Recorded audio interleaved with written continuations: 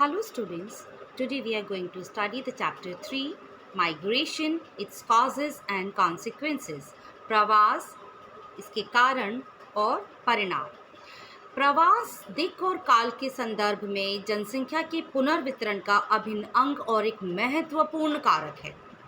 अगर हम भारत देश की बात करते हैं तो भारत देश में मध्य और पश्चिमी एशिया और दक्षिण पूर्वी एशिया से आने वाले प्रवासियों की तरंगों का साक्षी रहा है। वास्तव में भारत का इतिहास देश के विभिन्न भागों में प्रवासियों की तरंगों के एक के बाद एक आकर बसने का इतिहास है और इसे हम इंडियन डायस्पोरा या फिर हम इसे भारतीय प्रवास का प्रसार कह सकते हैं। इंडियन डायस्पोरा, जब अभी हमने आपसे जिक्र किया कि भारतीय प्रवास की 3 तरंगें हैं। So there are 3 waves. The first wave, it is during colonial period, also known as British period. Millions of the indentured laborers were sent to Mauritius, Caribbean islands, Trinidad, Tobago and Guyana, Fiji and South Africa by British from Uttar Pradesh and Bihar. उपनिवेशिक काल यानी कि British काल के दौरान अंग्रेज़ों द्वारा उत्तर प्रदेश और बिहार से मॉरिशस, कैरिबियन द्वीप, फिजी और दक्षिण अफ्रीका, फ्रांसीसियों और जर्मनों द्वारा रीयूनियन द्वीप, ग्वाडेलोप, मार्टिनिक और सूरिनाम में फ्रांसीसी और डच लोगों और पुर्तगालियों द्वारा गोवा, दमन और दीव से अंगोला, मोजाम्बिक व अन्य देशों में करारबद्ध लाखों श्रमिकों को रोपण कृषि में काम करने के लिए भेजा गया। The reason was to work as plantation workers. All such migrants were covered under the time-bound contract which is known as girmit act और इंडियन एमिग्रेशन एक्ट। ऐसे सभी प्रवास गिरमिट एक्ट नामक समयबद्ध अनुबंध के तहत आते थे। इसे भारतीय उत्प्रवास अधिनियम के नाम से भी जाना जाता है। प्रवास की दूसरी तरंग, the second wave, migrants ventured out into the neighboring countries in recent time as professionals, artisans, traders and factory workers in search of economic opportunities to Thailand, Malaysia, Singapore, Indonesia, Brunei and African countries, etc. And the trend still continues. जो प्रवासियों की दूसरी तरंग है, नूतन समय में व्यवसायियों, शिल्पियों, व्यापारियों और फैक्ट्री मजदूरों के रूप में आर्थिक अवसरों की तलाश में निकटवर्ती देश जैसे Thailand, Malaysia, Singapore, Indonesia, Brunei इत्यादि देशों में व्यवसाय के लिए गए हैं और ये प्रवृत्ति अभी भी जारी है। 1970 के दशक में पश्चिम एशिया में हुई सहसा तेल वृद्धि द्वारा जनित श्रमिकों की मांग के कारण भारत से अर्धकुशल और कुशल श्रमिकों का नियमित बाह्य प्रवास हुआ। कुछ बाह्य प्रवास उद्यमियों, भंडार मालिकों, व्यवसायियों का भी पश्चिमी देशों में प्रवास हुआ है। Now the third wave, migrant was comprised professionals like doctors, engineers during 1960s and onwards, software engineers, management consultants, financial experts, media persons. They are from 1980s onwards, and other migrated to countries such as USA, Canada, UK, Australia, New Zealand and Germany, etc. तो इन व्यवसायियों ने सर्वाधिक शिक्षित उच्चतम अर्जन करने वाले सफलतम समूहों में से एक होने की विशिष्टता का आनंद लिया। लिबरलाइजेशन के बाद 90s में शिक्षा और ज्ञान आधारित भारतीय उत्प्रवासियों ने भारतीय प्रसार को विश्व के सर्वाधिक शक्तिशाली प्रसार में से एक बना दिया और इन सभी देशों में भारतीय प्रसार अपने अपने देशों के विकास में महत्वपूर्ण भूमिका निभा रहे हैं। Migration, the definition of migration is now not new for you, but it is a movement of people from one place to another. ये लोगों का एक स्थान से दूसरे स्थान की ओर एक संचलन है। Apart from birth rates and death rates, migration is the third most important factor which determines the population change. जन्म दर और मृत्यु दर के अलावा प्रवास एक बहुत ही महत्वपूर्ण कारण होता है जनसंख्या में परिवर्तन का। Migration. Actually, migration was recorded beginning from the first census of India conducted in 1881.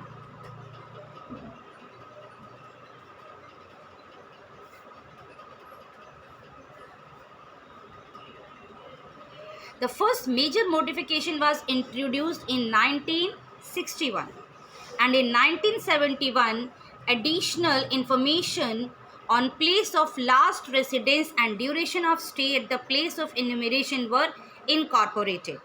Information on reasons for migration were incorporated in 1981 census and modified in consecutive census.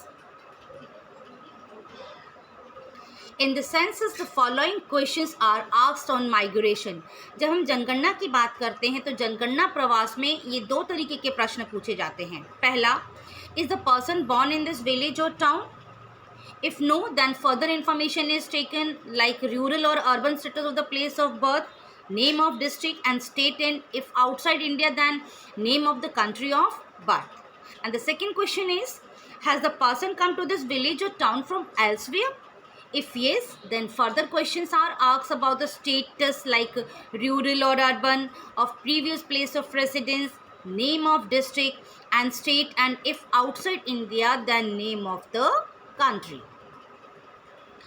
In the census of India, migration is enumerated on two bases. अगर हम भारत की जनसंख्या की बात करते हैं तो भारत की जनगणना में प्रवास की गणना दो आधारों पर की जाती है. इसमें सबसे पहला है प्लेस ऑफ बर्थ यानी जन्म का स्थान. यदि जन्म का स्थान गणना के स्थान से भिन्न है, इसे जीवन पर्यंत प्रवासी के नाम से जाना जाता है. और दूसरा है प्लेस ऑफ रेसिडेंस यानी कि निवास का स्थान. तो if the place of last residence is different from the place of enumeration, it is known as migrant by place of last residence. इसे निवास के पिछले स्थान से प्रवासी के रूप में जाना जाता है. स्ट्रीम्स ऑफ माइग्रेशन, प्रवास की धाराएं. प्रवास की मुख्य रूप से देखा जाए तो चार धाराएं होती हैं. रूरल टू रूरल यानी ग्रामीण से ग्रामीण, रूरल टू अर्बन ग्रामीण से नगरीय, अर्बन टू अर्बन नगरीय से नगरीय, और अर्बन टू रूरल यानी कि नगरीय से ग्रामीण. Distribution of male and female migrants. यहाँ पर आप दो चित्र आपको दिखाई दे रहे हैं और इन दोनों ही चित्रों में ये दिखाया गया है कि पुरुष और स्त्री का जो प्रवास है उसका वितरण किस तरीके का है. तो आप इन दोनों ही चित्रों में देख सकते हैं, चाहे वो इंट्रा स्टेट हो चाहे वो इंटर स्टेट हो, यानी अंतर्राज्यीय हो या फिर वो आपका राज्य हो. तो इसमें आप देख सकते हैं कि रूरल टू रूरल हो या रूरल टू अर्बन हो, अर्बन टू रूरल हो या अर्बन टू अर्बन हो, हम देख सकते हैं कि जो हमारा फीमेल माइग्रेशन है, इंट्रा स्टेट में फीमेल माइग्रेशन हमें ज़्यादा दिखाई दे रहा है. यहाँ पर रूरल टू रूरल में क्यों फीमेल माइग्रेशन ज़्यादा है, रूरल टू रूरल में क्यों यहाँ पर भी ज़्यादा है, इसका मुख्य कारण होता है कि विवाह के पश्चात स्त्री अपना मूल स्थान छोड़ करके अपने जहाँ पर उसका विवाह हुआ है उस स्थान पर चली जाती है. इसलिए हमको यहाँ पर जो फीमेल माइग्रेशन है वो ज़्यादा दिखाई दे रहा है. लेकिन जब हम रूरल टू अर्बन देखते हैं यानी कि ग्रामीण से नगरीय देखते हैं तो इसमें हमें पता चलता है कि ग्रामीण से नगरीय में जो मेल माइग्रेशन है वो ज़्यादा है. मेल माइग्रेशन यहाँ पर क्यों ज़्यादा है? क्योंकि यहाँ पर पुरुष काम की तलाश में गांव से नगरों की ओर प्रवास कर जाते हैं. Immigration from and immigration to the neighbouring countries. According to the census, 2001 has recorded that more than 5 million persons have migrated to India from other countries. जनगणना 2001 में अंकित है कि भारत में अन्य देशों से 50 लाख व्यक्तियों का प्रवास हुआ है. Out of these, 96% came from neighboring countries like Bangladesh, Pakistan and Nepal. Included in this are 0.16 million refugees from Tibet, Sri Lanka, Bangladesh, Pakistan, Afghanistan, Iran and Myanmar. As far as immigration from India is concerned, it is estimated that there are around 20 million people of Indian diaspora spread across 110 countries. जहाँ तक भारत से उत्प्रवास का प्रश्न है तो ऐसा अनुमान है कि भारतीय डायस्पोरा के लगभग 2 करोड़ लोग हैं जो 110 देशों में फैले हुए हैं. स्पेशल वेरिएशन इन माइग्रेशन, प्रवास में स्थानिक भिन्नता. Some states like Maharashtra, Delhi, Gujarat and Haryana attract migrants from other states such as Uttar Pradesh, Bihar, etc. Maharashtra occupied first place in this list with 2.3 million net in migrants, followed by Delhi, Gujarat and Haryana. On the other hand, Uttar Pradesh minus 2.6 million and Bihar minus 1.7 were the states which had the largest number of net out migrants from the states. So, the urban agglomeration, Greater Mumbai received the higher number of migrants. Interstates migration constitute the largest share in it. Causes of migration. आखिर प्रवास के कारण क्या होते हैं? किन को आधार बना के लोग एक जगह से दूसरे स्थान पर जाते हैं? So there are two broad categories, push factors and pull factors. प्रतिकर्ष कारक और अपकर्ष कारक. प्रतिकर्ष कारक यानी कि पुश फैक्टर्स क्या होते हैं? जो लोगों को निवास स्थान से अथवा उद्गम को छुड़वाने का कारण बनते हैं. So push factors are those cause people to leave their place of residence or origin. And what are pull factors? Which attract the people from different places, जो विभिन्न स्थानों से लोगों को आकर्षित करते हैं. अगर हम इनकी विस्तार से चर्चा करें तो भारत में जो पुल एंड पुश फैक्टर्स हैं, ग्रामीण से नगरीय क्षेत्रों की अगर हम बात करते हैं तो मुख्यतः गरीबी, कृषि भूमि पर जनसंख्या का अधिक दबाव, स्वास्थ्य सेवाओं, शिक्षाओं जैसी आधारभूत अवसंरचनात्मक सुविधाओं के अभाव इत्यादि, ये सब जो है कारण प्रवास का बनते हैं. So urban centres provide employment in industries, transport and trade. They offer better standards of life and act as pull factors. इन कारकों के अतिरिक्त, इनके अलावा अगर हम बात करते हैं तो बाढ़, सूखा, चक्रवातीय तूफान, भूकंप, सुनामी जैसी प्राकृतिक आपदाएं, युद्ध, स्थानीय संघर्ष भी प्रवास के लिए अतिरिक्त प्रतिकर्ष पैदा करते हैं.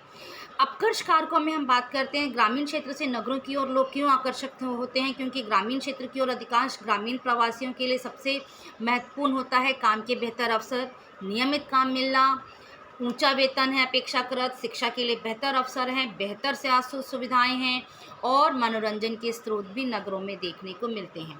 So these are some pull factors which attract the people for the place. Natural causes are also responsible. People migrate from the area which is prone to natural calamities like floods, droughts, earthquakes, volcanoes, cyclones and landslides. Natural calamities are responsible for forced migration. In such kind of situations, some people come back and many migrate permanently. Some economic causes are also responsible for the migration, like people migrate from rural to urban areas in search of employment because agricultural base and small scale industries fail to provide employment to all the people. For example, vast grasslands in temperate zone were converted into agricultural lands which attracted people from densely populated areas. And Green Revolution, India tempted many agricultural laborers from Bihar and Uttar Pradesh to migrate to Punjab. Some socio-cultural causes are also responsible for migration. Marriage is most important social factor of migration. Every girl has to migrate to her in-laws' place and entire female population has to migrate over short or long distance. Rural areas lack educational facilities, especially higher education, and rural people have to migrate to urban centers. Many of them settle after education for their livelihood. Religious freedom is an important social cause of migration. For example, large number of Jews migrated to newly created state of Israel before World War II from Germany. So marriage is the most important cause in rural areas of India, except in Meghalaya where reverse is the case. Reverse is the case. What does it mean? मतलब कि मेघालय में शादी के बाद महिलाएं अपने पति के घर नहीं जाती हैं, बल्कि पति शादी के बाद अपनी पत्नी के घर आता है. So this is the reverse case in the Meghalaya. Consequences, अगर हम प्रवास के परिणामों की बात करते हैं तो प्रवास क्षेत्र पर अवसरों के असमान वितरण के कारण होता है। लोगों में कम अवसर, कम सुरक्षा वाले स्थानों से अधिक अवसर और बेहतर सुरक्षा वाले स्थानों की ओर जाने की ओर प्रवृत्ति होती है। तो परिणामों को हम आर्थिक, सामाजिक, सांस्कृतिक, राजनीतिक और जनांकीय संदर्भों में देख सकते हैं। तो सबसे पहले हम बात करेंगे आर्थिक कारणों की, आर्थिक परिणामों की। Economic consequences, most people migrate for economic benefit. People migrating out send remittance to their families at home and add economic prosperity. अंतर्राष्ट्रीय प्रवासियों द्वारा भेजी गई हुंडियां विदेशी विनिमय के प्रमुख स्रोत में से एक है। सन 2002 में भारत ने अंतर्राष्ट्रीय प्रवासियों से हुंडियों के रूप में 110 खरब अमेरिकी डॉलर प्राप्त किए। So remittances from international migrants are one of the major sources of foreign exchange. Remittances are used for food, payment of debts, treatment, education, agricultural inputs, and construction of assets. So for poor villages, remittances work as lifeblood for their economy. Demographic consequences, जनांकीय परिणाम। प्रवास से देश के अंदर जनसंख्या का पुनर्वितरण होता है। Migration leads to unbalanced demographic distribution with in country. Young people migrate from villages to cities in search of jobs and rest of family stay back.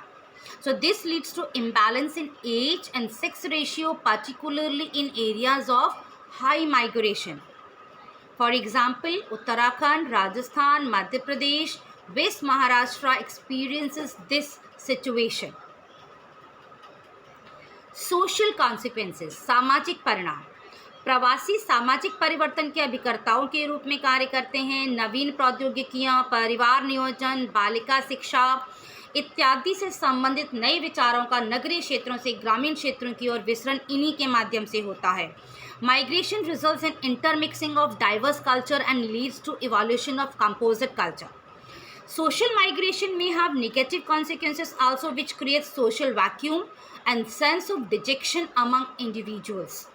And continued feeling of dejection may motivate people to fall in trap of antisocial activities like drug abuse जैसी असामाजिक क्रियाओं के पाश में फंसने के लिए अभिप्रेरित करती है या कर सकती है. Environmental consequences, पर्यावरणीय परिणाम. ग्रामीण से नगरीय प्रवास के कारण लोगों का अतिसंकुलन नगरीय क्षेत्रों में वर्तमान सामाजिक और भौतिक अवसंरचना पर दबाव डालता है. इससे नगरीय बस्तियों की अनियोजित वृद्धि होती है. Over exploitation of natural resources, over crowding leads to sewage problems and management of solid waste. इसके अलावा प्राकृतिक संसाधनों के अतिदोहन के कारण नगर भौमजल स्तर के अवक्षय, वायु प्रदूषण, वाहित मल के निपटान और ठोस कचरे के प्रबंधन जैसी गंभीर समस्याएं हो जाती हैं. Urban floods can be mitigated easily because of overcrowding, and heavy population leads to heavy pollution. Other consequences, migration, even excluding the marriage migration, affects the status of women directly or indirectly. In the rural areas, male selective out migration, leaving their wives behind, puts extra physical as well as mental pressure on the women. शिक्षा या रोजगार के लिए स्त्रियों का प्रवास उनकी स्वायत्तता और अर्थव्यवस्था में उनकी भूमिका को बढ़ा देता है, लेकिन उनकी सुभेद्यता भी बढ़ती है. If remittance are the major benefits of migration from the point of view of the source region, the loss of human resources, particularly high-skilled people, is the most serious cost. The market for advanced skills has become truly a global market, and the most dynamic industrial economies are admitting and recruiting significant proportion of the highly trained professionals from poor regions. तो इसका परिणाम क्या हुआ है कि स्रोत प्रदेश के वर्तमान अल्प विकास को बल मिलता है. जहाँ से वो लोग गए हैं वहाँ का विकास रुक जाता है. The existing underdevelopment in the source region gets reinforced. Types of migration. There are 3 types of migration. Permanent, in this people who migrated do not return to their place of origin and settle down permanently at place of destination. Temporary, in this type of migration, people leave their place of origin for short period. And periodic, In this, people move from one place to another in definite time period of year. Example, Bakarwals of Jammu Kashmir move to higher places in summer, and this is also called transhumance या फिर ऋतु प्रवास. Thank you students, आशा है कि आपको ये chapter समझ आया होगा.